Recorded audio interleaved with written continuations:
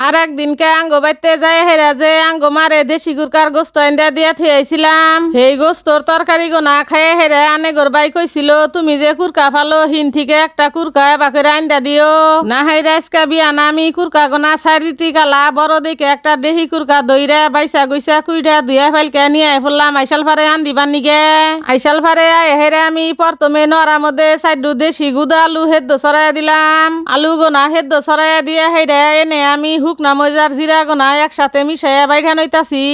ইমুর্দা আমার আলু গোনা হেদ্দ হয়ে গেছে এখন গোস্ত মধ্যে দিই না হুকনা মশলা গোনা তেলের মধ্যে বাইজা ফাটা মধ্যে বাইঠা নইলাম মশলা বাজুই না ওই তেলের মধ্যে কাঁচামরিচ পেঁয়াজ গোনা এক দাবার বাইজা বাড়ই না মশলা গোনা এর মধ্যে দিয়ে হলদির গুঁড়া মরিচের গুঁড়া ধনিয়ার গুঁড়া আদা রসুন বাটা একদুলা করে পানি দিয়ে কষাই হালামু মশলা গোনা ভালো করে কষাই হাইরে এর মধ্যে কুরকার গোস্ত গোনা ডাইলা দিয়ে নাইরা সেরা মিশাইয়া হেদ্দ বানিকা ডাইকা দিলাম এক দাবার পরে ডাকনা খুইলে গোস্ত গোনার মধ্যে গুদুনি আলু গোনা দিয়ে আবারও নাইরা সেরা মিশাইয়া ঝোল দিয়ে দিলাম যেহেতু দেশি কুরকার তরকারি তাই আর আমি বেশি ঝোল না শুকাইয়া এর মধ্যে জিরার গুঁড়া দিয়ে এক দাবার পরে নামাই হেলাইলাম গোস্ত গোনা আইন্দা নামানের পরে আমার গুদা ফলাই আবার যায় হেরে কইতাছে মা মারে পরোটা বানায় দেও পরে আর কি ঘরে আটা ছিল না হেরে ওরে দুইটা পরোটা বানায় দিলাম গোস্তর তরকারি দেখাবার নিগে।